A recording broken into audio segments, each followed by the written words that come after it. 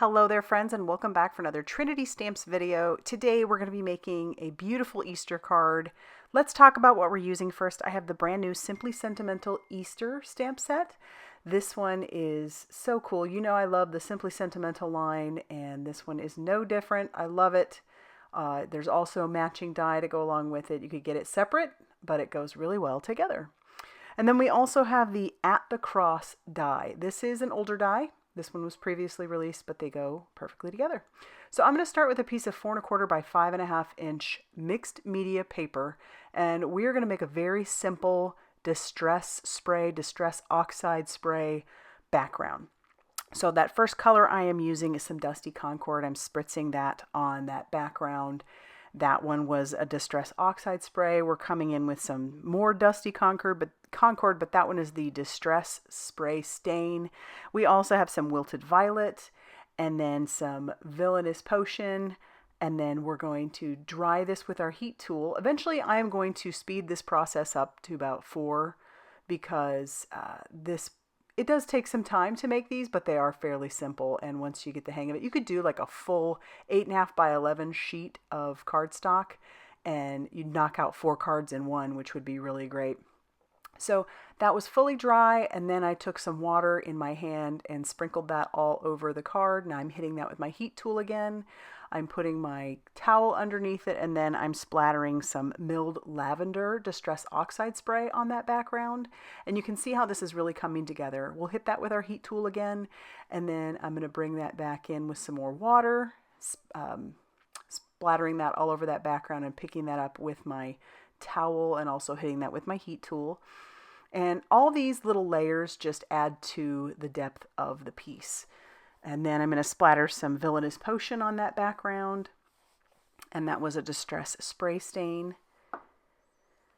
And then we're pretty much done here, but I want to do a little milled lavender. So I brought in some milled lavender Distress Oxide, and I sprayed that on there. Hit it with a little bit of water, and then I'm going to hit that with my heat tool. So now we're just about done after I splatter some water, and we're going to once again hit that with our heat tool.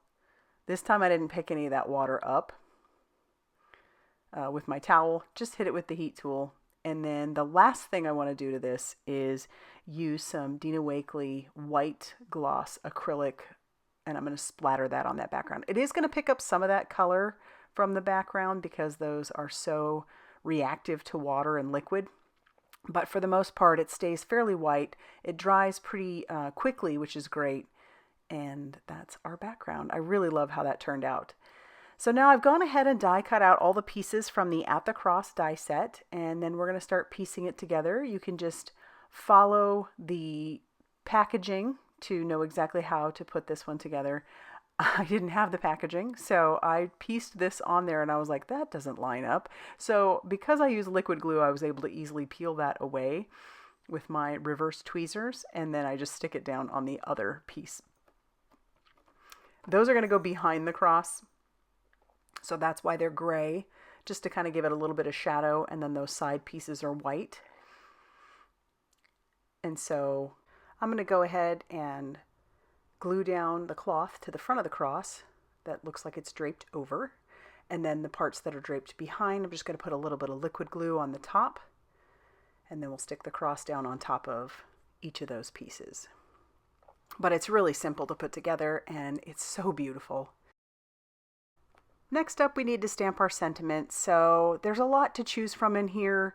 I'm going to go ahead and trim down my piece because I do want to have a white border. My card base is going to be white. So I'm trimming 1/4 inch off of the top, the long side and the short side. And then we will get our card base ready, and we'll attach down our panel to the front of that.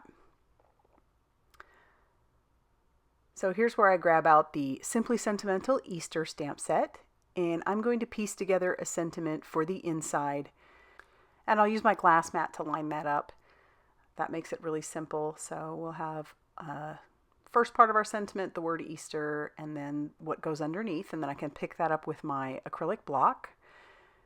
And then I can ink that up with some black ink. Because like I said, that's going to go on the inside of our card. But there's really a lot of great options.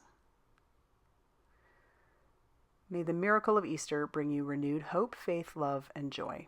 So now we need to have one for the the outside.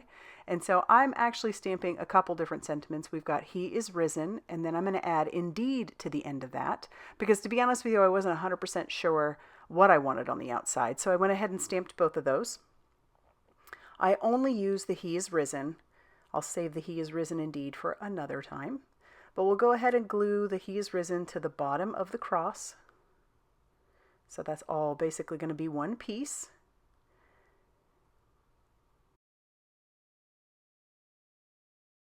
All right, I have one more thing I want to do to the inside of the card. Those scraps that I cut down off of the front of our panel, I'm going to go ahead and put those on the inside of the card. I like bringing the outside in, ties everything together, and that just looks pretty on the edge there. So now to attach down the cross, we're going to use some foam squares. And so I'm just putting those on a few spots, and then we'll peel off the release paper and we can attach this down to the front of our card. I decided not to add any embellishments, although you really could. There's a lot of beautiful ones in the Trinity Stamp store. But that's going to finish off the card. I love how this turned out. I love that this is something that I could easily duplicate over and over again. And it just makes me happy. So if you like this video, be sure to hit that like button. Definitely consider subscribing if you haven't already done so. And be sure to check out all that Trinity Stamps has going on over on their blog, Facebook page, and Instagram for more crafty inspiration. Thanks for stopping by, and we'll see you soon.